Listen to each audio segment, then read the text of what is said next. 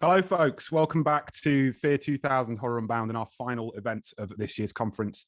This event is Out of the Deep Woods, Sweet Tooth Jim Mickle in conversation with Stacey Abbott. We've wanted to have Jim at Fear 2000 for a long time. Obviously, the Atlantic Ocean makes that quite difficult. But at our first event in 2016, I gave a paper on Jim's first movie, Mulberry Street. And so it's kind of a dream come true to have him here with us to have this conversation. Just a little bit of housekeeping before we get started. Please keep your cameras and mics off, but you can use the text chat throughout the conversation, so absolutely feel free to do that. If you're going to ask questions throughout this event, please just make sure you put question in capital letters before your contribution, and then we can keep track of them and make sure that we come back to them at the end. We're going to be dealing with the audience Q&A when we get towards the end of the session, but yeah, feel free to comment along in the chat. So just some quick introductions before we get started. Jim Mickle made his first horror movie, co-written with his frequent collaborator Nick D'Amici, for only $27,000. So it was filmed largely in D'Amici's New York apartment, and that movie is called Mulberry Street. It was a hit on the festival circuit and paved the way for Mickle and D'Amici to make the post-apocalyptic vampire opus Stakeland, the Southern Gothic cannibal tale We Are What We Are, and two Joe R. Lansdale adaptations, the hard-boiled crime thriller Cold in July, and the Sundance TV series Hap and Leonard. I think Jim is one of the most exciting genre filmmakers of his generation, and he's kind of built his entire career on horror. In recent years, he's made the science fiction thriller In the Shadow of the Moon for Netflix, and he's now the showrunner behind the streaming service's wildly successful Sweet Tooth, which is an adaptation of Jeff Lemire's cult comic book series of the same name. It's kind of a genre mashup of science fiction, fantasy, and horror.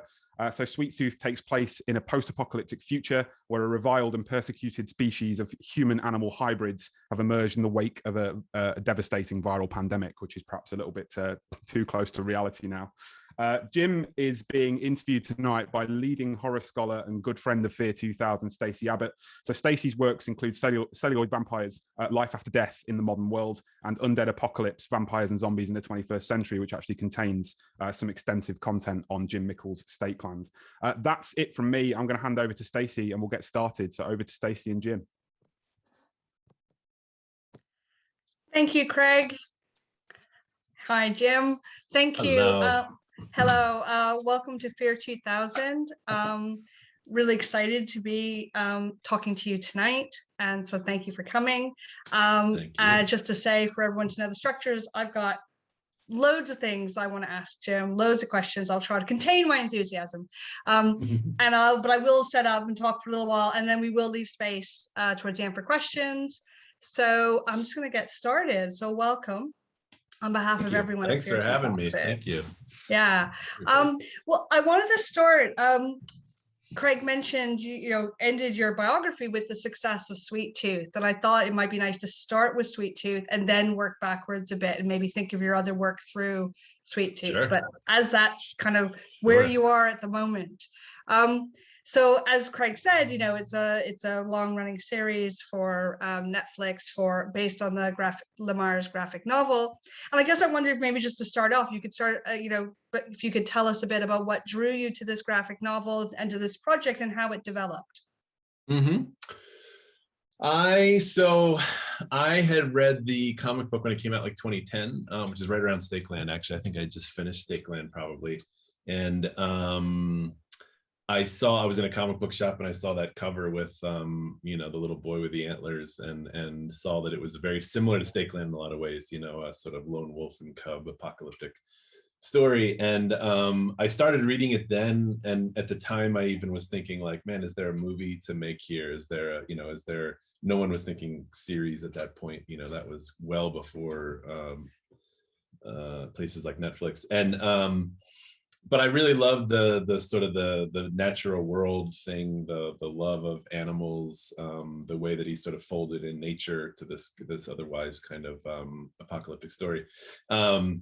And so it kind of floated around in the background there. Nothing really happened. And then in about 2016, Team Downey, I was talking to them about a couple of things, Robert Downey Jr.'s company. And they said, have you ever heard of this thing, Sweet Tooth? And I still had the comics on my bookshelf and thought, yeah, I know it, very well. And so we started talking about it then. And then started pitching it around as what would this look like as a TV series. And it took a long road from there to finally get onto the air. Yeah. Excellent. Well, you kind of touched on something which I was going to come to a bit later, but I might go right into it, which is the similarity to Stakeland. And we talked a brief chat about this the other day, because when I was watching it, as Craig said, I have a great love of Stakeland, one of my favorites of your works. And I guess having noted that and read the graphic novel on the heels of making Stakeland, when you came to now adapt it for series, what was your thinking and how did you approach that, bearing in mind, like, were you kind of cognizant at that point about similarities, or did you try to put Stakeland out of mind and kind of try to take this one a different direction? Yeah. All of those things. It was, looking back at it, I think when it popped up, it was like, okay, 2016, let's look back at this. And going back into it actually kind of reminded me of that time in 2010, because I love apocalyptic stories, and Nick and I, we first bonded over like Richard Matheson's I Am Legend, and that was sort of where we came at things from. And then, part of it, I got to say, was looking at it and just going like, wow, how do you do a TV series after having done a movie that is so sort of similar in so many ways and has a lot of the same kind of archetypes? But I think what was interesting then was it kind of opened up a bigger awareness of like what Stakeland was in its time. And I say of its time, that's only 10 years ago. At that time it was only 6 years ago, but that was right after Bush. I think Obama had just been elected. It was the same year as Walking Dead, had just come out. It was the same year The Road, the movie, had come out. And it was kind of like, it forced me to kind of look and go like, 2010 was kind of an era of apocalyptic storytelling in film and television, including Stakeland, that was very much, looking back at those, I feel like they were all kind of referencing a lot of the same things. And I remember looking at a lot of the kind of early like reference photos of like the Great Depression and that sort of a thing, and feeling like, what has changed between 2010 and now. And it's like really the internet, social media, Amazon, Netflix, our lives have changed so dramatically in that time. And I felt like 2010 was, in a way, it was sort of a look back more at like post-industrial, what happens when the world falls apart from that lens. And so it actually became a real challenge then to say like, okay, and I felt like Sweet Tooth, the comic book, was in that same sort of stew. Right. And so it actually became about looking at it and kind of going like, what does that look like now? What does that look like in 2016? And then eventually when we made it, which was 2019, we made the pilot, like, what does that look like now? And that really informed the show, not to distance it from Stakeland, but I think it helped us sort of understand the world that it came from. Yeah. I mean, when I saw Stakeland, one of the things that struck me as well was that, and whether this was conscious or not, but, it was also it was post of economic crisis, and somehow that sense of that loss, it really felt like, it's about that kind of end of civilization. And you're right, this one does feel like it is, and it's speaking to a very different global landscape, which of course, by the time it airs, it feels even more timely than probably at the time of conception. I mean, how did the kind of context of COVID impact both in your conception, but also, I would imagine, hugely impact on how the project itself developed and how you actually shot it? Well, part of it was part of that sort of looking at Sweet Tooth and sort of how that would differentiate, was also looking and going like, Sweet Tooth as a comic book is often about, a young innocent kid who's sort of thrust into the world and is at every turn is sort of made aware of just how dark the world is, and how dark and how brutal humanity can be. And that was kind of the thesis in a lot of ways of the comic. That's overly reductive, but that was kind of the gist of it. And in a lot of ways, I think Stakeland was too. It was a coming of age story of a kid that was sort of seeing just like what the world was like once he got out of the confines of his kind of small town family life. And then I think looking at that was like, especially going back and reading it, because I think I started reading it in 2016, and then it was a whole nother thing because it was right after Trump. It was right after like the world had changed again in such a massive way in 2016. And I think literally at that point, the thing that you were hearing in the news all the time was like kids in cages, and that was sort of like the thing that you were hit with in the news all the time. And then all of a sudden you open up this comic book, which is literally that, kids in cages, and how much sort of echoed that. And so I kind of started going through and just going like, do I want to make something that will be kind of a reminder of that, you know, for people? And does the world want to see that? And I think at the time I just felt like I'd also had, you know, a movie had fallen apart, and I just had back surgery. There was a lot of stuff that was kind of like, I don't want to sit in this. And so part of Sweet Tooth then became looking at it and going like, what is, you know, here's actually a kid who's like wonderfully innocent and sort of optimistic. What if it's a story about that kid sort of going out into this world that happens to be still pretty brutal, but he doesn't really lose that optimism or that hope. So that became kind of the thesis behind the adaptation of the story. And the first thing to tackle then was like the pandemic elements, and this was 2019. So obviously before all that, but it really was like, how do we do this in a way that doesn't just feel like 28 Days Later, that doesn't just feel like, you know, the kind of zombie kind of pandemic thing that we've seen before and loved and that I've made. How do we separate that? And so it became much more like, let's look at flu, let's look at like what that would look like. And it was a lot of looking at swine flu and bird flu, you know, what would that look like? And then we build it around that. We shot the pilot in 2019. The first shot of the pilot, we changed a little bit of the opening, but the first shot used to be a shot of Adil Akhtar, the Dr. Singh character, with a mask on, N95 mask. And he pulls the mask off and you see that he's crying. That used to be the opening shot well before COVID. And a lot of shooting it was having, you know, medical advisors on set talking about when people would be masked, when they wouldn't, what people would actually do. And it was crazy then when it actually hit and started to feel like, wow, so all those things that those people were talking about, all those things that we were researching about superbugs and all that, you're seeing that actually come true. So I guess by the time COVID hit, we were 3 episodes into writing. We'd already shot the pilot. We had already baked that into it. And it was really just a surreal experience where every day, you know, the writer's room was, the headline that morning was the thing that we were talking about yesterday as sort of a theoretical thing about, you know, what if it's this? What if people start getting personalized masks, you know, and sort of seeing like when it felt like we were being over the top, and then the next day, literally that would happen. So it was a wild experience. Yeah, I can imagine. Yeah, because it was very strange watching it, and it was, but you know, quite cathartic, but also like, wow, I'm watching this and this feels really familiar, strangely familiar. Yeah. The other thing that struck me, one of the episodes I really liked was the introduction of Bear and these kind of young people embracing kind of the natural world. And again, so obviously, again, that just called to mind so many things in recent years. And how much were you thinking about kind of environmental kind of protests and demonstrations and kind of youth movements? A lot, you know, there was a teenage character in the comic book, but there wasn't a lot of it. There wasn't a lot of sort of backstory of who that character was. And so we kind of started just talking about that. And very quickly you sort of fall into this interesting conundrum of like, if you're a teenager in our world, you know, the generation before you is adults, you know, who are largely responsible for, you know, what's happened to the world. And the generation after you is now part of like the next sort of species of evolution. So you're really the last of your kind in a way. And it becomes a very extreme version of what you see with, you know,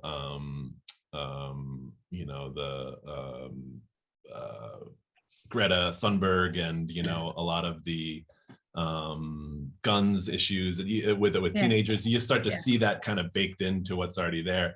So we didn't want to jump on that too literally, but it just feeds it very naturally that you're watching this generation that feels like they're the last generation. So that became a big part of who those characters are.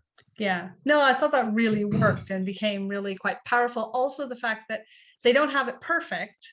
You know, they're also negotiating their path through this. They don't have all the answers, but are kind of trying to, or they're asking the right questions. Yeah, you know, and they're pushing and. So I thought that worked really well and all that. I suppose we'll stay on this theme for a moment because this kind of ties into something that, you know, has come up a lot at the conference this weekend, and is the relationship between sort of horror, or in this case, more speculative hybrid genre work that engages with politics. And a lot of your films have had, whether intentional or not, seem to have a very strong undercurrent of political or social concerns. And I guess I was wondering, how much is that something that you consciously want to explore or feel that you want to kind of use your media, your art to kind of explore, or how much of it is just responding to what's around you?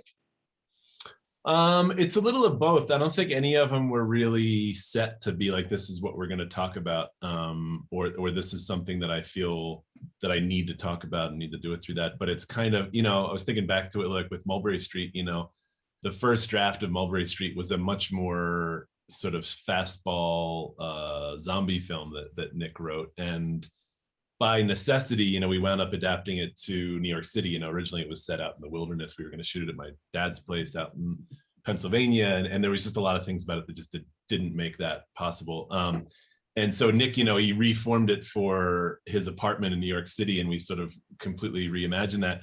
And at the time, I think when we were heading into it, we were prepping it, and we were still trying to build up sort of who the characters were with a little bit more specificity. At the time, I remember Nick had gotten like a letter saying that his rent was about to double. I had gotten a similar letter from my landlord, and I was forced to move at the time. And we were sort of commiserating over that and realizing how many people we knew were sort of struggling with that. Like, how do you live in New York City? And it felt like that's what this movie is about, really. These are characters that are all going about their day in New York City, but it's also a New York that's changing and trying to keep up with that. So it kind of just became a part of the stew, but it wasn't something that was like, oh man, this is something we need to talk about. Kind of the same thing with Stakeland. Like Stakeland, we started writing, and Nick wrote, an amazing first draft that was much more just about the father-son kind of relationship, these guys on the road. But it was the same thing. It was like right around that time, you were starting to see the divide in the country. You were starting to see, how much polarization was taking over. And it felt like that kind of has to be an aspect of what we're seeing in the world. And as that gets bigger and louder in the world, it gets bigger in the film. I think same thing with We Are What We Are. That was, it felt like there was so much in the original, that was a remake of the Mexican film. It felt like there was so much sort of social commentary going on about, Mexico City and what that was like. And it was like, we don't know anything about that, but we know a very different side of things. So let's tell our version of that story. And I was always kind of interested in the idea of religion and what that did to, families, what that did particularly to women in families, and the stress that put them. So it was just kind of one of those things where it was just part of the stew that came together with that. Sweet Tooth, kind of the same thing. It was like, you start making the story and you just can't help but have these pieces of the world kind of leach in. Yeah, exactly. Well, one of the debates that has come up often with people writing about horror cinema is, there are people like Craig and myself who've been, really interested in that kind of social dimension and see and look to horror as a space that allows us to explore these ideas. And there are those who see it very much as a kind of commercial industry and has commercial imperatives. Have you found at any point tensions between the things you want to do in your films, express the ideas and just what you want to do, and sometimes the commercial pressures? I'm thinking as well with something like Netflix, where this is aimed at a very big audience, quite different from Mulberry Street when that came out. So is there a tension between kind of what you want to do and the kind of commercial demands of the art? Not with the stuff I've gotten to make, fortunately. Like, I feel like we've, gotten to explore what we wanted to explore. I don't feel like there were times with Sweet Tooth or anything where that was not a part of it. I would say that the stuff that I haven't made, and probably that is a good sign, but the stuff that I haven't made, or, as I start to, get projects to read or consider, I think that's always the thing that winds up coming, is like feeling like, this could be a story anytime, that what's the version that feels like it's something that matters to me. Ultimately you wind up, when you're making these things, they become your life for multiple years. Cold in July was a part of my life for 7-8 years. Sweet Tooth, by the end of it, will be almost a decade. So it's like, you kind of have to really care about them beyond just, what you're putting on screen. And I think that's the thing that I find is very difficult in looking at other projects, is there's not really an interest in that, especially as movies get bigger, stories get bigger. There's not really an interest in that kind of thing. I think we're at a particularly interesting place now after COVID, because I don't know how, there was a string of movies after COVID that you watched that just felt so clearly like things that had been made and intended to release before, and you watch it and it just feels like it just has a complete lack of awareness of the world around it. And yet something like King Kong comes out, which is like everyone kind of loves because it is just big and dumb, and it's like and I mean that in a good way. But I wonder what will happen over the next couple of years of like, how do you tell stories that feel like they're not just completely ignoring what's come in the last few years, but also don't rub your face in it or just feel the need to just constantly remind you. And I think that's going to be a struggle. Yeah, I mean, I think it's interesting to think about in the past year and a half. At the beginning of the pandemic, all the stories about the contagion and how popular that became, during the beginning of lockdown, and just people, immersing themselves in these stories and then shifting away from that and somehow wanting to now, and you're right, King Kong is a really good example of that sense. No, we're just going to kind of not want to do that. I mean, was there concern about Sweet Tooth coming out at this moment, and how would people respond to something that is now engaging with that? I think there was, I mean, in hindsight, the decision from 2016 to say like, what if we made an apocalyptic story that wasn't depressing? What if we made something that wasn't, that didn't just constantly remind you of the state of the world? That was at the time, a kind of a bold decision, I got to say. And in hindsight, looking at it, it was just like, thankfully we did that, and also I think part of it was like, looking at it through a fairy tale lens, that became a big part of it, was just like, let's do this presented. And part of that is like in getting to make stuff, it's the fun of getting to make stuff. It's like never really gotten to do a fairy tale. What would that version look like? So that became a part of it. But I think that also gave a little bit of distance to some of the realities of things. Like I think if we had been much more, on the nose or sort of docu style, I think we would have crash landed well before takeoff. But so that was a part of it. And then, they do test screenings, Netflix and Warner Brothers will do test screenings. And I was really curious to see, like, are people going to run away from this? And the thing that we kept hearing was that, yes, some people did, but they were probably the kind of people that wouldn't really be into anything that had the pandemic related. The rest of the people really fell in love with this little boy and his story and the sort of the emotional parts of it. Yeah. And that felt really good to say, like, all right, that's where we that was thankfully what we've prioritized all these years, and it's getting us through this. But I got to say, the fact that when it was coming out, it was just like, man, it's also a tricky thing because it was about to be what we thought was going to be. The world was opening up, vaccines are starting and the world was going to open up. Yeah. All of a sudden, people are going to go back to movie theaters. And I was as shocked as anyone that people seemed to respond to it just as universally favorably at that time. So, yeah. Oh, that's great. Oh, that's really good.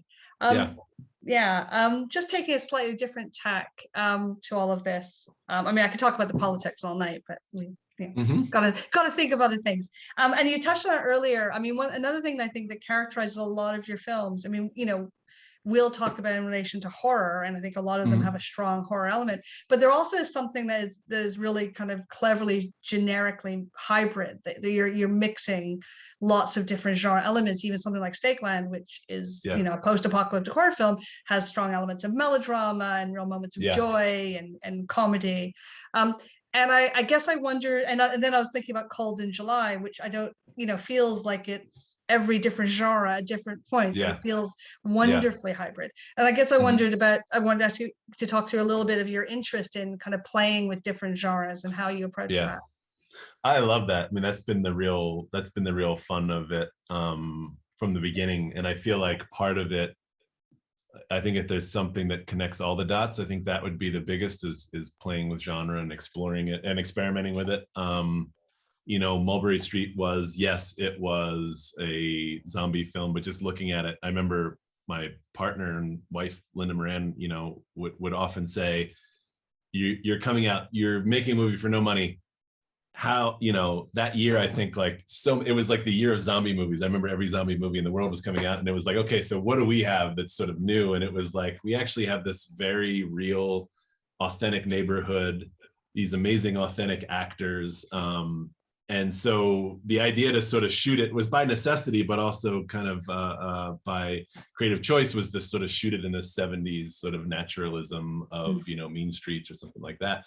Or even In the Cut, was looking at In the Cut a lot. And it was fun to just sort of take a zombie movie and say, okay, what if we don't shoot it like a zombie movie or treat it like a zombie movie? What if we really treat it like this is a slice of life New York neighborhood movie, Same thing with Stakeland, that was originally a much more, I don't want to say standard, but conventional apocalyptic horror film, what if we look at that through this sort of, classical Terrence Malick kind of lens, coming of age story, so it's always, I think, been fun with everything to look at the genre and just sort of say, how do we do this in a non-genre way?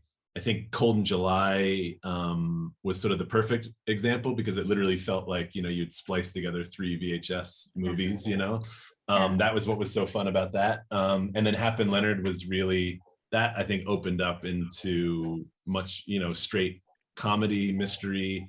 The fun of that was every season was a different season. There was a buried treasure season, there was a missing person season, there was a go to this sort of bad town and sort of get back our friend, the third season. That was the fun of that, was almost every season was its own genre, and it was like, all right, we get to sort of play with all these kind of movies that I love. So that's been very conscious and very fun. Yeah.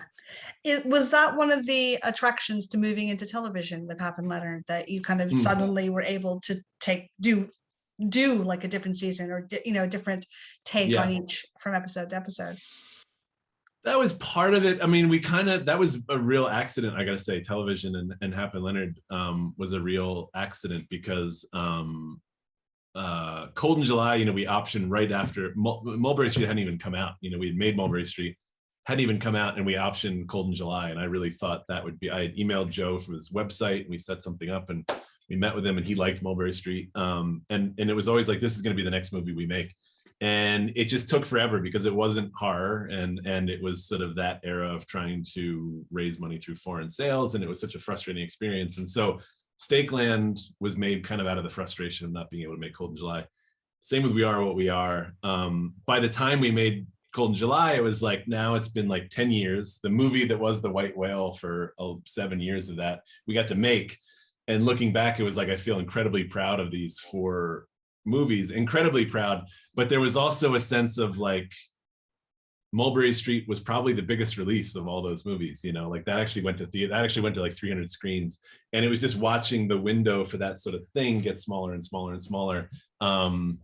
I was really frustrated by making Stakeland and feeling like we played festivals around the world and audiences really responded to it. And they didn't know how to distribute it. It wound up going to IFC, and I remember like going to the opening night, and it was like in the smallest theater at the IFC Center, and just feeling crushed that it was like we'd poured everything into this thing, and it's ultimately not going to get the audience. It has over time, but it didn't at the beginning, and that was a really frustrating experience. Cold in July we made, and it had the same exact experience. It went back to IFC, and I went back into that same tiny theater to watch it open, and it was just really frustrated with the fact that I felt like we were making things that were commercial and that that audiences really loved, and we were getting lost in just that funnel, I think, of independent film and where that existed in the world.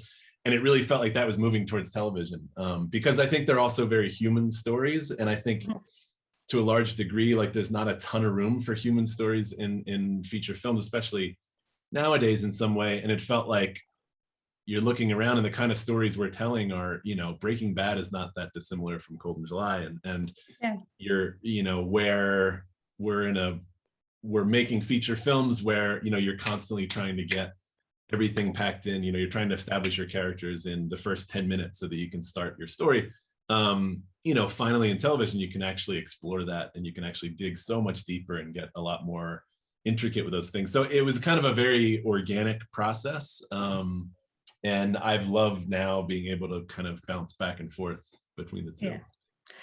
As you, going from a director to now like a showrunner and writer showrunner, I mean, how has that changed the job for you to oversee these projects? A lot. It makes directing look really easy and low maintenance in hindsight. Showrunning is like it's like the 4-dimensional chess version. The fun part about TV is, with film, it's like every phase you love, every phase you enjoy. Like the writing of it is so enjoyable.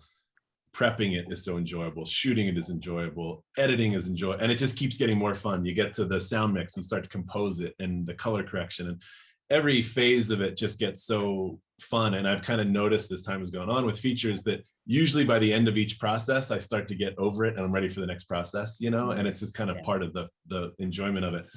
Television is all of those combined and constantly on top of each other, so you're writing episodes while you're shooting episodes, while you're editing episodes, while you're mixing episodes, you're casting, so it's much more of a sort of all-encompassing soup of all those things, and you're often doing every step of the process of what would be in a film, multiple years. You're often combining all those into one day. You're doing the same thing, which requires a whole different, I think, skill set of like multitasking and prioritizing, but it's really enjoyable. You can never really lose interest in it. I can imagine. I mean, I've always impressed myself with watching television, just the degree of complexity, particularly because I think when you come from films, like if you're more familiar with film, you're used to this idea. You make it and then it eventually comes out. This idea that you're simultaneously making things as it's airing, particularly at a certain point where it all catches up in you. It's very impressive. Again, thinking about all that collaboration, I mean, your career has been marked, by a particular collaborative relationship with Nick D'Amici, which has been hugely successful, at least definitely to everyone in this room. I think, we're big fans of that. Obviously, with Sweet Tooth, you've now working with, is it Beth Schwartz as one of the kind of and again, is it different shifting from a kind of one type of working relation, which is a long running collaboration, to working with new collaborators? A little bit, yes. I would say the process of television, and especially with this show, because this is a big behemoth, we have Netflix, we have Warner Brothers, we have Team Downey, we have DC, and it's a much bigger show. I mean, an episode of our show is more than our first 4 movies combined, and so it's just a bigger machine. And so a lot of it is driving the machine and doing that with, a room full of, I think first season we had like 9, sometimes 10 writers, whereas when you're doing it in features, it's just me and Nick, just kind of bouncing these ideas off. And it's a completely different mindset of doing that. I really enjoy both. I really love both, and I remember with Nick, just thinking like, man, how do we, because we never really planned anything out. And Nick, the beauty of Nick, the thing that I love about Nick is he just has no conscience. He can just sit down, open up Final Draft, and just 20 pages will spew out of him. And he might not even know what he's going to start writing, but what comes out is awesome, and it needs shape and it needs, love and structure, but it's amazing. And you can't do that in television. Television is so much more structured, and there's a lot more story math behind the things, and it's not something where you can just go in instinctively and sort of know what's in your brain. You have to be able to kind of communicate that and have a hive mind with an entire room of writers, and both of those have things that are really aggravating and frustrating, and both of them have things that are incredibly rewarding, and so it's just a different mindset, I guess. But both of them are great. Excellent. Again, I was thinking about the conference things we've been talking about at the conference. Again, a lot of your work falls into era of horror. You've talked about your love of horror. I mean, is this something that you still see yourself coming back to? I mean, obviously horror is a big part of Sweet Tooth, I would argue, is even though it has that fairy tale quality, I think to me, it really spoke to that. Is that something you still see yourself coming back to? Is it still a desire to work within horror? And if so, what is it about horror that you like to kind of, that you're drawn to as a filmmaker and TV maker? It's a good question. I mean, a lot of it is from growing up and growing up on those things, and horror movies when I was little really just scared me. It was hard to quantify how much horror movies scared me. Ghostbusters scared the crap out of me when I was a kid, and I remember just seeing things and just being sort of traumatized by them. And then part of me falling in love with movies was, I think, watching horror for that thrill, and also part of it maybe was a desensitization thing, and I remember just sort of discovering one movie, you start to go down these avenues of just Italian horror and genre and giallo and sci-fi, and then you discover The Thing, and then that takes you off on all these. So that was kind of falling in love with movies for me, was through the sort of the roots of horror, and the feeling, I think, of for me particularly, was coming home with like a stack of VHS tapes from the video store and sitting at night and and covering up under a blanket and watching these things and going on these rides. And so I think a big part of it, I think, was getting to recreate those things and sort of a love letter to that kind of movie watching and falling in love with movies. And I think also getting to, the sort of classic, being able to talk about the anxieties of the world, and folding that into genre films. So that's been a big part, I think, of especially the first part of my career. And then I still love it. I still absolutely love it. And I think of those first three movies particularly like so fondly, that I have to say it's hard looking at genre stuff, because those felt so particular and so precise, and they felt so of a time, and they felt like they were dealing with things that were really interesting personally. And I find that I kind of want to get recharged to do that, I guess. I kind of want to like fall back in love with like, what's that thing that's really going to drive you to do that? Because you look around the world and there's so many interesting things coming out of genre, particularly now, because the world has sort of opened up, and it's the things that you used to have to get, out of the back of a magazine, are much easier to find. So I think it's feeling like when you jump back into that conversation, you're really able to contribute something new to it. Yeah. No, fair enough. And I hesitate to ask this because I imagine you don't have time to do anything except what you're doing. But, are there films that you're seeing now or recently that horror that you're thinking actually that kind of excites you about what the potential? Because you're right, we're in a landscape where there's so much more of it out there. It just seems much more accessible. It's a good question. I mean, I haven't really gotten to watch very much. Unfortunately, that's one of the downsides to sort of staying as active. I mean, the kind of Ari Aster, that kind of stuff. I just, that excites me, because I feel like, we were, one of the things that kept us down a little bit, I think, previously was like, I remember people never really got Mulberry Street. I remember a sales agent early on sort of saying like, they can't tell if it's a horror movie or not, and blah, blah, blah, blah, blah. And I remember this line that was sort of like, there was a study shown that, if your audience can't tell, that there's 6 different kinds of genre. And if your audience can't tell which one of those it falls into in the first 10 minutes, they tune out. I just remember hearing that and just being fucking horrified by it, and having no room to do anything artistic or independent. And I look at those films and I just loved how they are really art house films that happen to be horror films, and I really respect the hell out of those. That's kind of the first things that pop up that come to mind. I'm dying to see Malignant. I keep seeing great stuff about Malignant. I know, actually. It's getting great write-ups, so I agree with you. I'm with you there. I'm really looking forward to seeing that.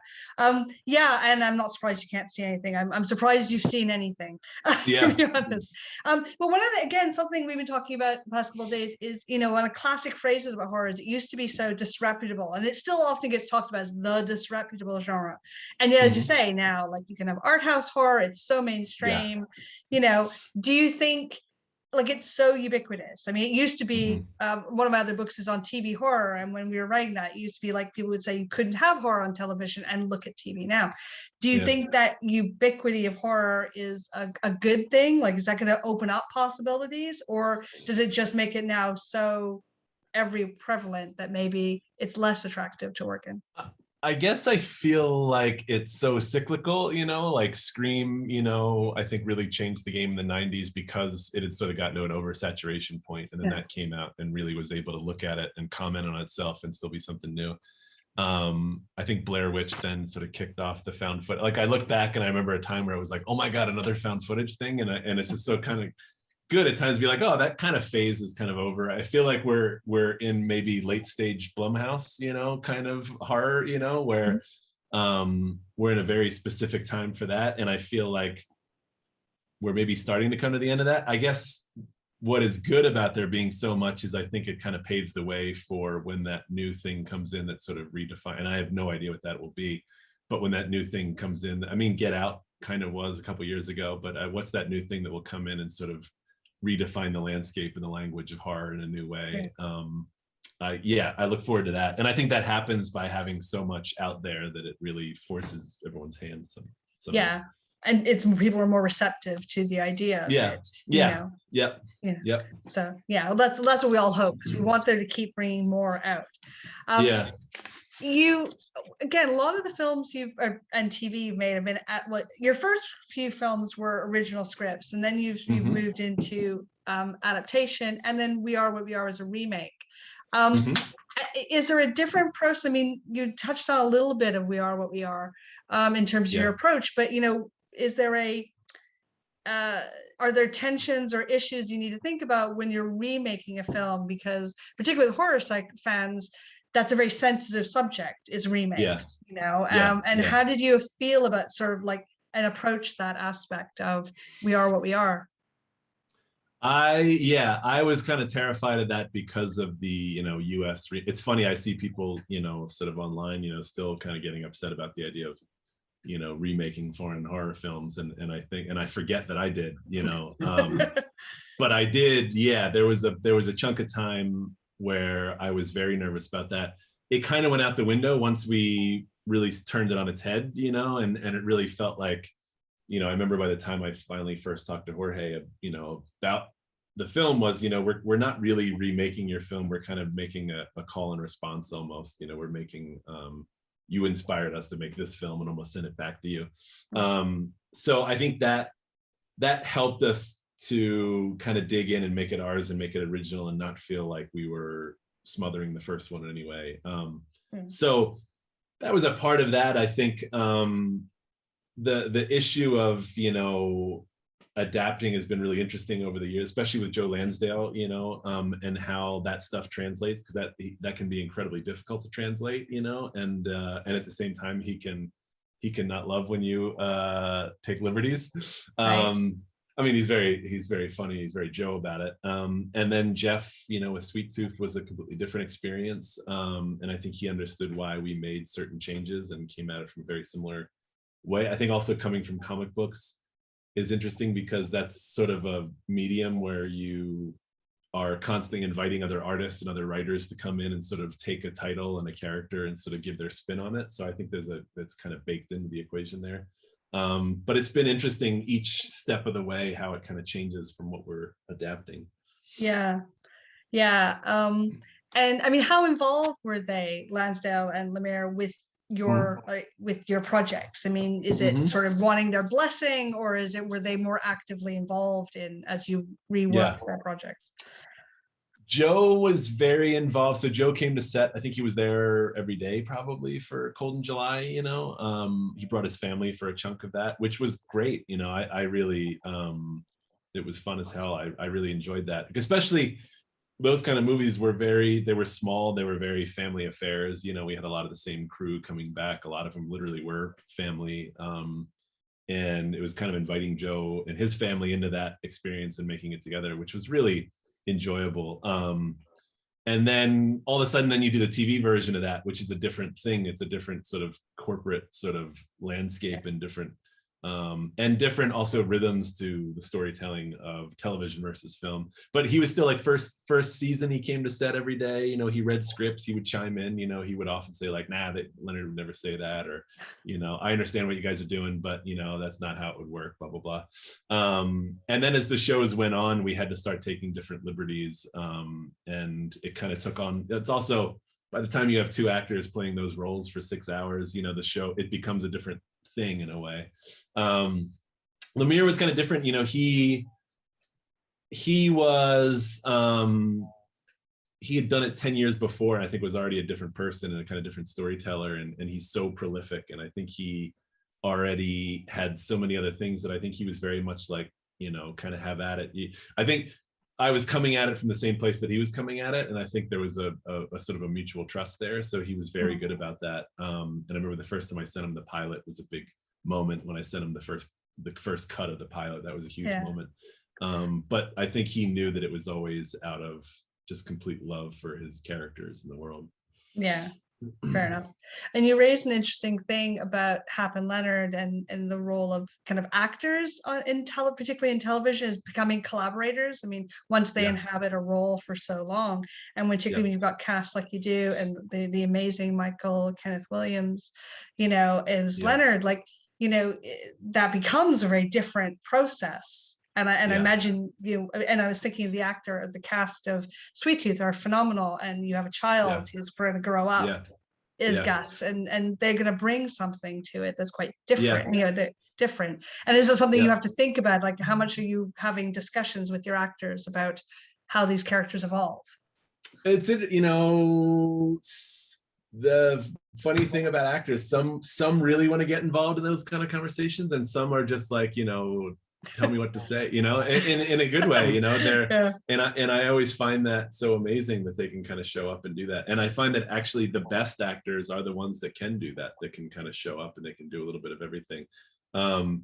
Michael and James Purefoy on Hap and Leonard could not have been two different actors or two different characters, and it was part of the charm of, I think, the show and those roles. You know, Purefoy, you know, read every script and would come up to you on a day and say, like, if I say this line here, that means that 3 episodes from now, when I say a similar line, I'm going to have to make sure that it feels, and you're just like, yes, almost an extension of the writer's room. So aware of that stuff. And in order for me to make this turn, I'm going to have to start sowing the seeds in this scene. You're like, yes, absolutely. Michael K. Williams, you know, shows up the morning of, I don't think he ever really read a script before we shot, you know. He gets the scene. He doesn't even know 100% where the scene is in the context of the episode.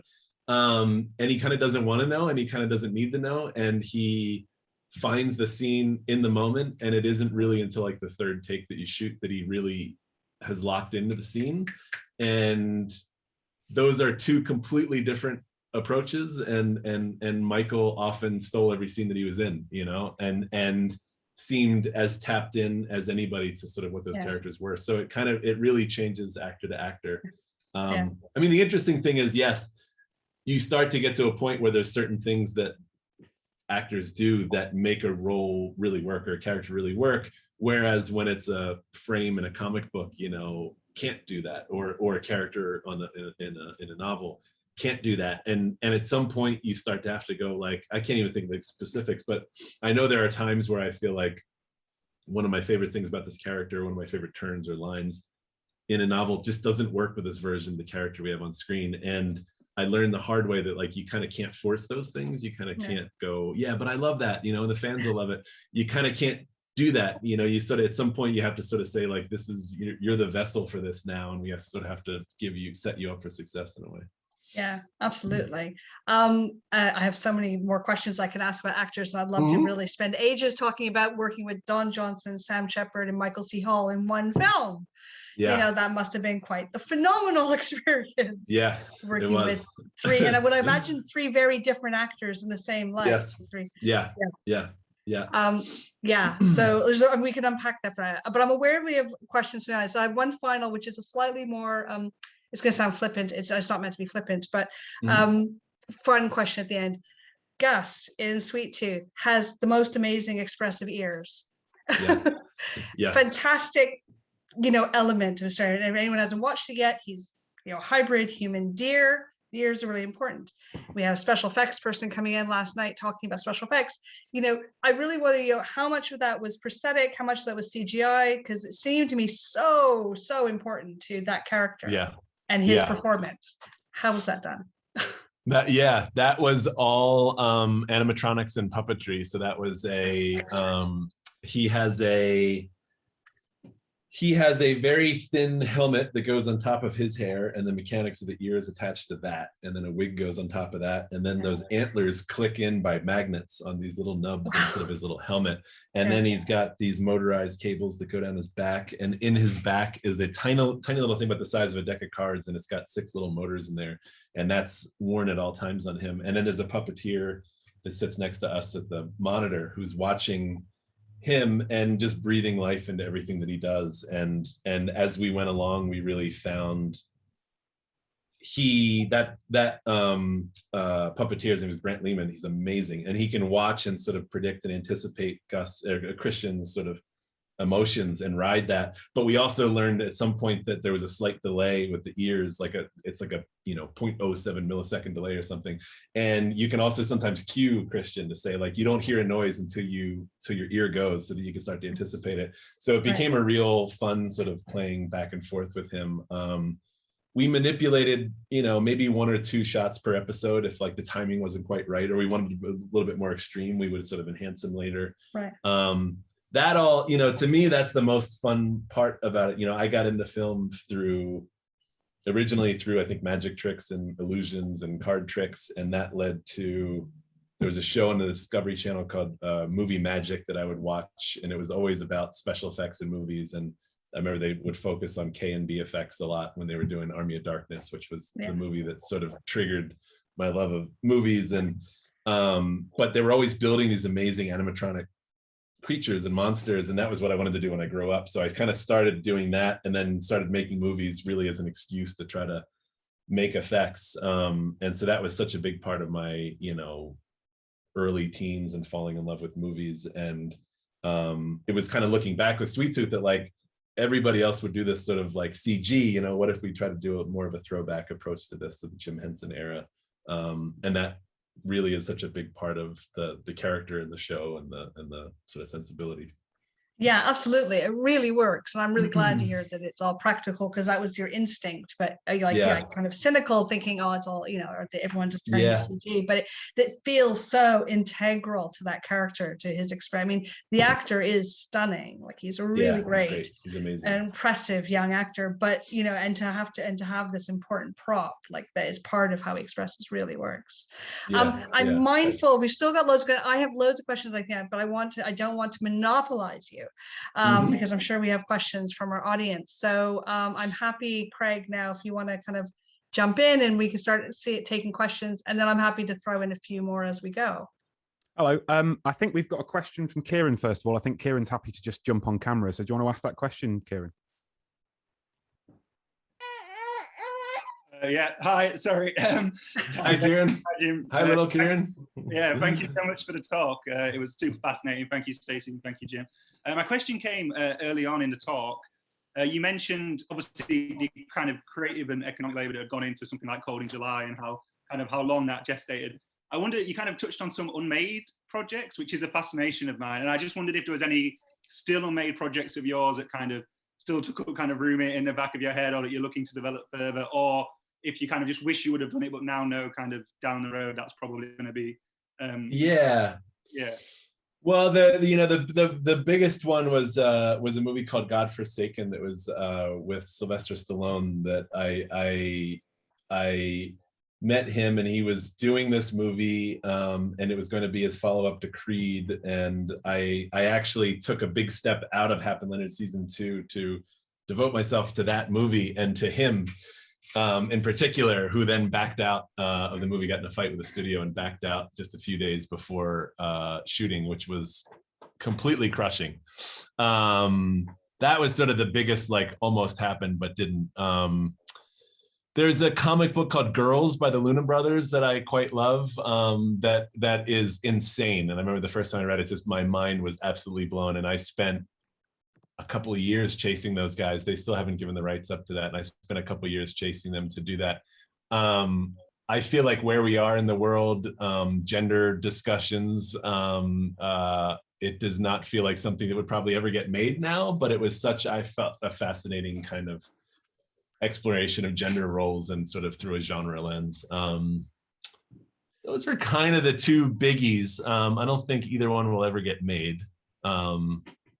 But yeah, I mean, it's more like there was another thing before Stakeland. Stakeland was going to be a web series. Originally, that was kind of how it started. And we started with I think Nick wrote like 30 of these little 5-10 page little webisodes that were all amazing.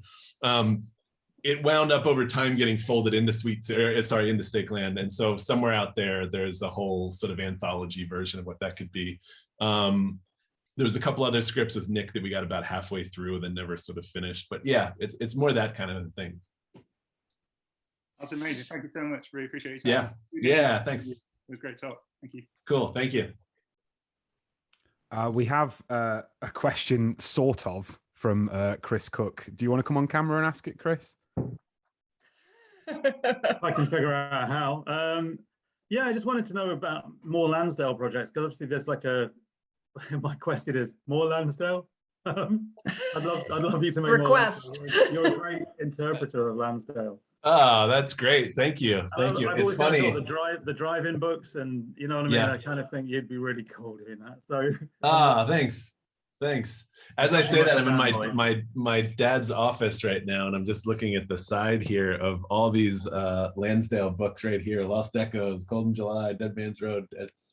That's pretty cool.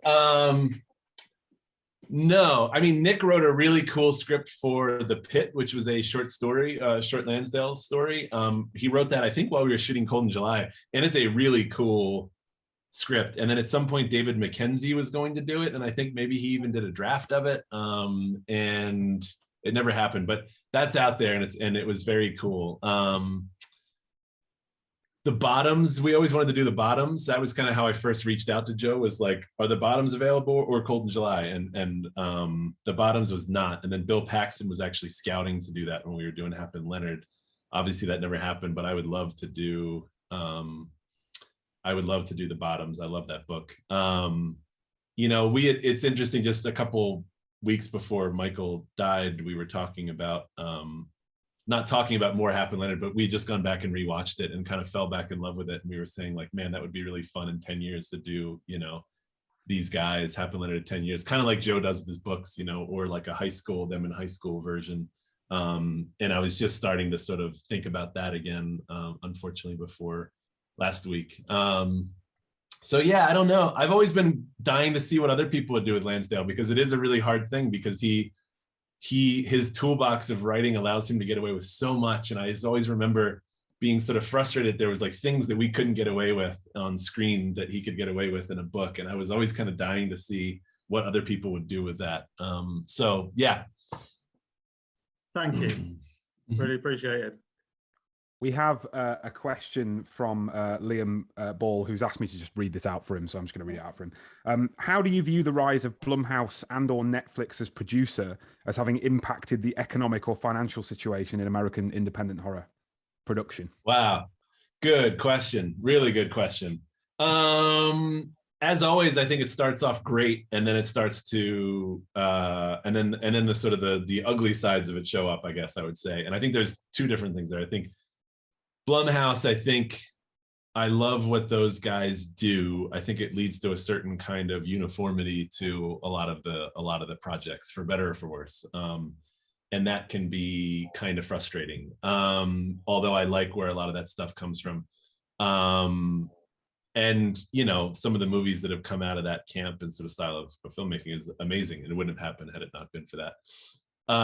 Netflix, I have a sort of a mixed, not mixed, but I sort of have like a complicated relationship, because they've allowed me to do a lot of things that I would never get to really do before. And for 10 years, the only way that you could get into anything independent done was through foreign sales model of raising film and financing, which was such a sort of antiquated model that just didn't really work for so many things. And I fought that for so long, trying to get anything made. Netflix really changed the game on that, and suddenly made it that, you know, things weren't, you know, there was a long time where it was like, unless you had Mark Wahlberg in your thing, or you know, a dozen actors of that kind of ilk, like it was just impossible to raise money to do anything in the sort of the genre space of a certain scale. I think Netflix has really changed that. The downside is I think there's a lot of things that come out that are not that impressive. There's a lot of stuff that's in the sort of the middle bandwidth of quality, you know, and I think, but you probably also wouldn't get the real highs without that model being out there. And I sort of look at Netflix now and say, like, that's the version of me going to my video store in the 90s, you know, and coming home with 3 horror movies to watch that night. Netflix is that. And I think looking at them as like, they've brought back a level of like the middle class movies, which I think for a long time had been kind of dead. For a long time, I think they've kind of brought that back, and that's exciting. Thank you. That's excellent. We have another question that I've been asked just to read out. So this is from Liam Hathaway. Hey, thank you both for the fascinating talk. I absolutely love Cold in July. Genuinely is one of my favorite films of all time. Given the themes in the film, and that the film represents a VHS marathon in one movie, my Blu-ray copy actually resembles a VHS tape. Were there or are there any plans to release the film on VHS, given how analog tech is now sort of in vogue again? I feel like it's the perfect film on video. I feel like somebody did early on. I feel like somebody put out a kind of like a clamshell case VHS version of it really early on. And maybe it was just like a sort of a novelty thing when it was first released. But I have not heard any plans for that, but it's a very cool idea if somebody wanted to do that. Yeah.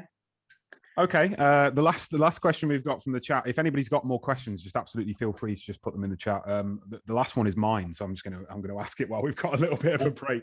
I always think of your films as the early stuff as being in a sort of movement with people like Ty West and Adam Wingard and Evan Katz, for example. So I wondered if you think there's anything aesthetically or politically that kind of aligns those early movies like Stakeland and Mulberry Street. Is there anything that aligns those films with Wingard, with Ty West, with Evan Katz?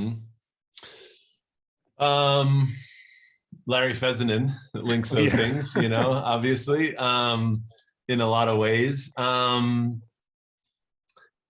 I think a lot of it is like, I think we all probably graduated from film school like the same year, within a couple of years of each other. And I think we were all influenced by the same things. And there was certainly an amount of, I think, seeing what, to a very small degree, like when you hear about like filmmakers in the 70s talk about like Spielberg and Coppola and Scorsese and these guys like being like, oh yeah, you'd go to one of their movies on a weekend, you'd be like, I got to top that. Not that it was that, and not that it was to that scale, but there certainly was a small amount of like, holy shit, like what they're doing is super cool. And like, Cold in July and the aesthetic of the 80s vibe of that would probably not exist without, at least to some degree, without the House of the Devil and what Ty was doing with that. And so there certainly was a bit of like, I think, mutual inspiration, I would say. Evan Katz is a good friend and I talk to him a lot. I don't talk to Ty or Adam very much, but there's definitely a sort of a mutual inspiration. And I think everybody's sort of growing up on the same things at the same time, probably having a very similar experience of growing up, not in a city, but, making backyard movies, as best you can. And wanting to do your version of the thing or this or that. So yeah, I think that's a big part of it. And then Larry, Fessenden sort of tapping into that and giving those people those opportunities. Do you think there's almost like a Fessenden school in the same way that we might talk about a Roger Corman school? Yeah, I think there is. I think there is. And I think his, I was very lucky to have him as a mentor, especially early on for things. His voice is always in the back of my mind. Just even with Gus and Sweet Tooth, there was a thing that Fessenden would say that I use a lot now, which is this line. I remember there's a moment in Stakeland. It's a really small moment. There's a moment in Stakeland where it's towards the end and they're waiting in the woods and they've just Danielle Harris' character's just gone missing, and Connor Paolo has a shotgun in his hand and he lifts it, and it's just a very slight lift. And I remember when we were in the sound mix, they had a little Foley sound of the gun of lifting it. And it was like probably like a hinge, like a metal hinge or something, but it was very small. And I remember one of the only notes that Fessenden had in the sound mix was like, I just want you to turn that sound up a little bit. And it was such a thing that it was like, really? Because technically, you lift anything, it doesn't make a sound. But we did, and it really drew your attention to it. And I remember he had this line, he said, like, it tells a story, that sound tells a story. And I often use that line now of something, if it's like a small, tiny little detail that seems like, I don't really know why that's there. I kind of often use like that, it tells a story line. But there's lots of his love for sort of handcrafted things, I think was a big part of, I'm sure why Gus has practical ears and stuff like that. And as a final question from me, if anybody else has got any more questions, just put them in the chat. But is there anything you miss about that kind of rough and ready independent filmmaking? Like when you were making Mulberry Street, making Stakeland, is there anything you miss about that? Pace. Pace. I can say that In the Shadow of the Moon was very, very, very, very, very, very, very hard. We Are was also because they were both very composed movies, which are hard to do when you don't have a lot of time or a lot of money. It's really hard to sort of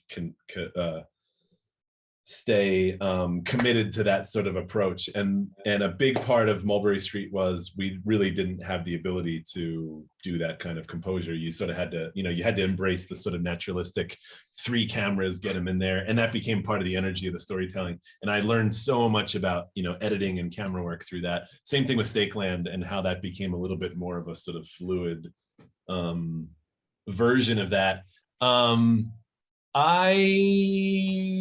After In the Shadow of the Moon and after Hap and Leonard, because Hap and Leonard was similar because we had to move so quickly. I mean, we were shooting episodes in 7.5 days, which just blows my, which is faster than we were doing Mulberry Street or Stakeland.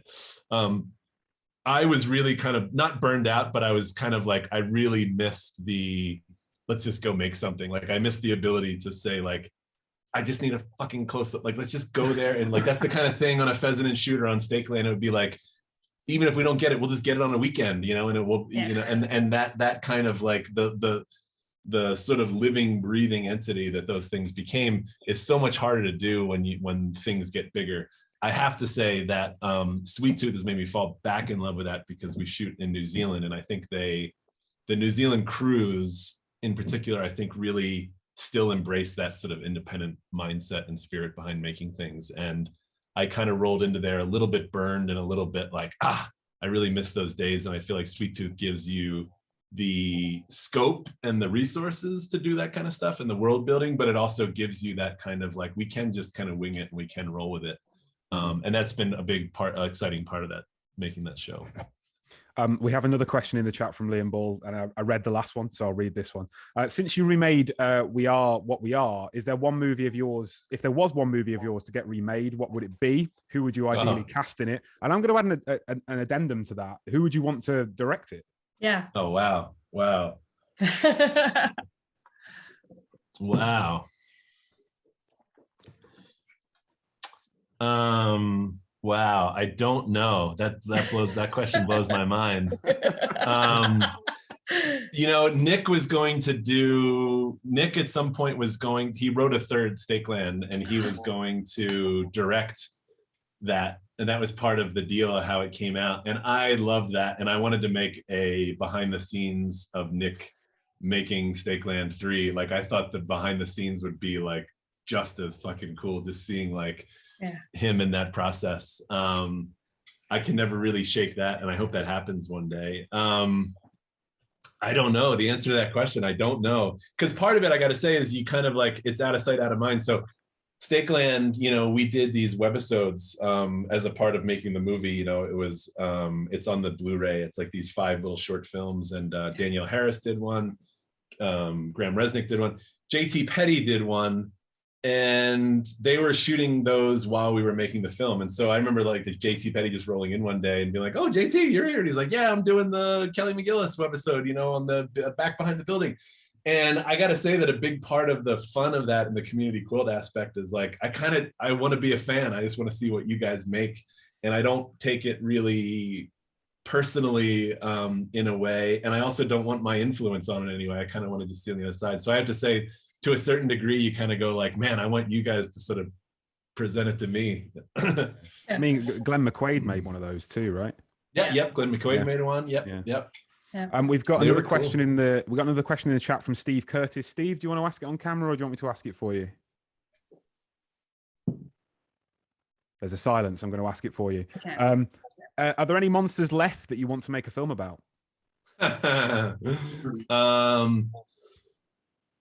I'd love to do a Frankenstein story, as everybody would. And I know Larry Fessenden is still, he did Depraved, but he still, I think, still has some up his sleeve that he wants to do. Werewolves would still love to do, like Ginger Snaps is one of my favorite of all time. So I would love to do a one werewolf for you, story. Craig. Yeah, I think everybody wants to do werewolves, but it's about everybody does. It's the cost. It's the cost, isn't it? I guess. Yeah. Yes. Yeah. Aliens, it's funny, I feel like there hasn't been a great like fire in the sky kind of alien abduction story in a while. And I have some friends that wrote a very cool one that would be cool, but I've always kind of looked at that as like, I feel like it's time for someone to make another great alien abduction story. A question, Cynthia, do you want me to ask this or are you going to ask it? Yeah, you ask it, please. Okay, cool. Are you ever going to work with Mulberry Street production designer Beth Mickle again? Beth is my sister. So my sister is an incredible. I've only gotten to work with her once. I've only been able to afford her once. And that was Mulberry Street. And she is an incredible production designer. She's working on Guardians of the Galaxy 3 right now. She just did Suicide Squad. She also did Drive and Only God Forgives. Some of the coolest movies out there. So it's really a question for my sister if she'll ever slouch with the with the lightweights again in her career. Okay, we're getting. Sorry, Stacey, go on. I was going to say I had another question just before if I steal a moment. When we were chatting the other day, and you may regret us saying this, but you said something about We Are What We Are is possibly one of your favorite of your films, like, that you have a real. And I wonder if you could say something about why that film stands out for you when you look back. What about it speaks to you? Part of it was how hard it was to make, because I think I was really inspired, after Mulberry Street was sort of a just ball of energy and sort of adrenaline and immediacy. And then Stakeland was sort of the ability to sort of get out of the claustrophobia of Mulberry Street in the city and sort of tell this broad sort of out in the open kind of horror story. And We Are What We Are was a very conscious effort to sort of say, let's bring all that down to a dinner table and do a genre story around a dinner table. And it was looking at really composed things. I always really loved Japanese horror and the sort of the confidence that they had to sort of hold frames and hold long takes and be able to scare you, not with jump scares, but through these sort of subtleties and that was always something that kind of blew me away, how they could do that kind of storytelling. I also really loved Michael Haneke and loved, his ability to sort of not punish an audience, but just build that stress through all that. And so that was kind of, I always wanted to try my hand at that, I guess. And Tale of Two Sisters was another one that was in there. I always kind of wanted to try my hand at that. And then We Are was let's see, can we do a backwoods sort of J-horror kind of a story? But it was incredibly difficult to shoot because, again, we weren't able to sort of just get away with the let's just go handheld, or let's just get down and dirty. We blocked every piece of that out and really relied on I think this is going to be unsettling. I think this is, and there was a lot more leaving things up to the imagination and hoping that it was going to land. And I guess I was really proud that those elements did ultimately work. Yeah, it is, I think, and I say this loving all of your films, but probably one of the most beautifully composed of your films. Every frame is just beautifully composed, and because of that stillness, and which really works given the subject matter is so dark and so kind of visceral, and yet there is something really beautiful about how it's constructed. I think that was the thing too, was can you do, Mulberry Street, Stakeland, they're big, sweaty, sort of testosterone filled, kind of dirty, grimy movies, and that was can you do something with a much lighter palette with much more sort of delicate features, I guess. And that was so I was really incredibly proud of that. And then it felt like they were going to, again, that was another one, they were going to release it in a really big way. And I remember we gave this big pitch about how they were going to release it. And then at the last minute, it was remember, we were going to be on this many screens, we're going to be on 2. And it kind of felt like it died before it really got to get out there. Yeah. So, I mean, I teach a class on cinema in the digital age. And this year we've been having lots of discussions with my students about, what is cinema now and the future of cinema, the quote unquote death of cinema, this. So not that I expect you to have all the answers, but from your perspective, you're talking about Netflix and all this, do you, and the industry is preoccupied by the getting people back into the cinema versus streaming. Yeah. Where do you sit in all of those debates? I have no idea. I know. I asked people too. I was hoping you would have answers. I have literally no idea. And I ask people all the time and nobody really has an idea. I don't know. And I guess in the meantime, it's finding the opportunities to get to create stuff and find audiences in that. And that's the big that's the big challenge with all this stuff. But I don't know what'll happen to movies or movie theaters or just sort of that theatrical experience. I feel like COVID just sped up whatever transition there was going to be, just sped it up, you know, times 100. Part of me is really depressed about that. Part of me is excited about sort of the changing opportunities, you know. I kind of look back and thought, like, if I was making stuff like in the mid 90s, that would have been like the perfect era for me, because there was like things like, you know, Breakdown and, you know, those kind of movies that like don't really, but that was in a theater, and that was, you know, an A-list movie star, and like I would have loved to sort of be able to make stuff in that age. The reality was there wasn't that much getting made. I probably never would have been able to have a career in that era, but those kind of movies were interesting. I feel like I'm very lucky that I get to do stuff now, mostly because of just how much stuff gets made, and now it just becomes a different sort of ball game of like making sure that you can tell the kind of stories that you want to tell and still do it in these different kinds of models now that One final question from me, and then I'm going to hand back to Stacey for any final thoughts or any final questions. This is another one we've asked you off camera, but I just thought it'd be interesting to kind of pose it in front of the audience.